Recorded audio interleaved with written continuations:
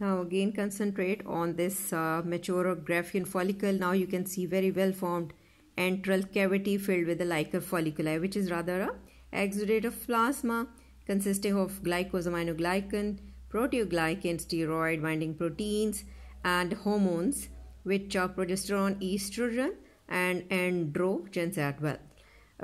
Now we can see this mature, what is gonna happen. This whole story can be asked under the heading of fate of the follicles or folliculogenesis, in which you can see the primordial then becomes the this is the example of this primordial.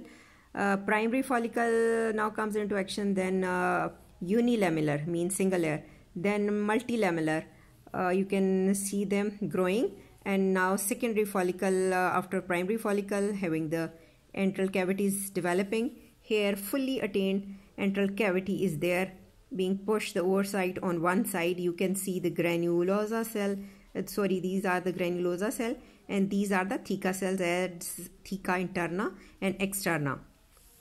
Now at the time of ovulation, what is gonna happen, which is occurring on the 14th day of this uterine cycle, what is gonna happen, this oocyte has to be released by the rupturing of these layers, granulosa cells. They will give way, and the oocyte is along with its little part of cumulus operus and the rather corona radiata, they are coming out, and finally they will be caught up by the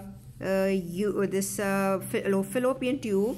If you can see here the picture, this is the ovary being connected, not directly linked, rather they are overlapping on its side. So whenever there is a rupture and the follicle is going to finally thrown into the peritoneal cavity, will be caught up by the end of this uterine tube. We will discuss later on. Now see what is going to happen. Then there will be at the time of ovulation, there will be the bulge on the outer side of this germinal epithelium. That bulging thinner area is now called as stigma, and before just ovulation they say that the blood supply to that area stops for a temporary time, and what is going to happen, there is the enlarged pressure or volume of the follicular fluid will be there. One of the reasons that can lead to this release of this oocyte there. Number two thing, that the activated plasminogen through their enzymatic proteolysis of the follicular wall, they will give way this the second reason of this release.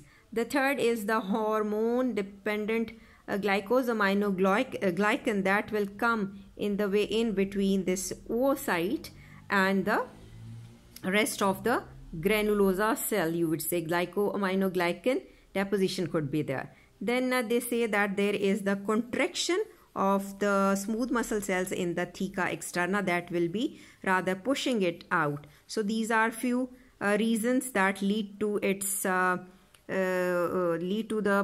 you would say the procedure of this ovulation rather.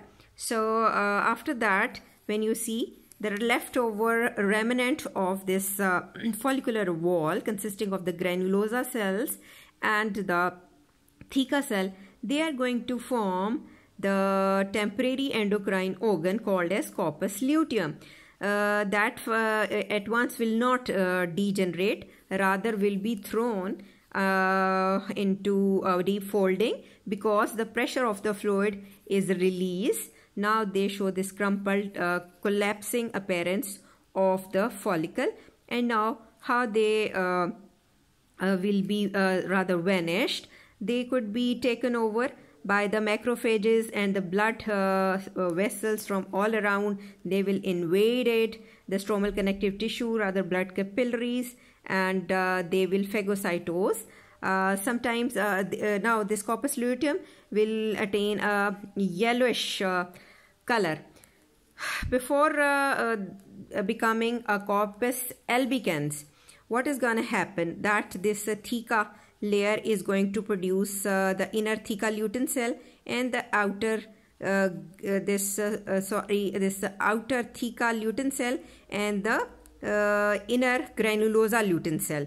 These are granulosa lutein cell have yellow lutein pigment that gives its yellowish tinge to meant for secretion of progesterone. They are maximum in number, pale in appearance, larger size, and in comparison to this, the theca lutein cell, they are less in number, darkly stained, small size, have lipochrome pigment. They are also supposed to produce estrogen and progesterone as well. So this is how you can discuss the two layers of this theca, or rather this corpus luteum, and that is all under the high level of luteinizing hormone being circulated. And you can see the feedback mechanism through the hypothalamus, the pituitary gland, and these ovarian tissue. You will observe as in ovarian cycle. I want to show you a diagram of ovarian cycle that is going to take place in this ovary, consisting of the two phases. You will call them as the follicular phase, or the second phase is the luteal phase. Let me find the diagram to show, because sometimes the question can be asked that how you have to discuss the ovarian cycle, consisting of this follicular phase, that next to it at 14th day of the cycle there is the ovulation. Then comes the luteal phase.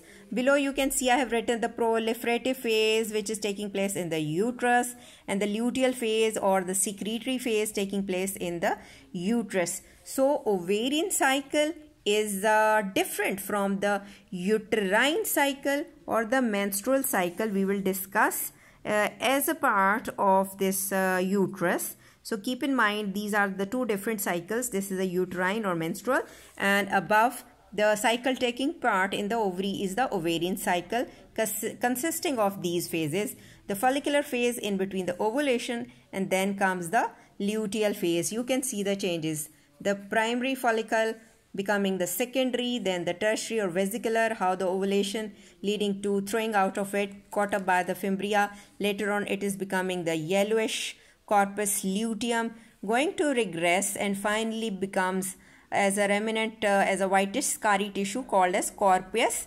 albicans. So in the fate of the follicles, you have to write all these stages.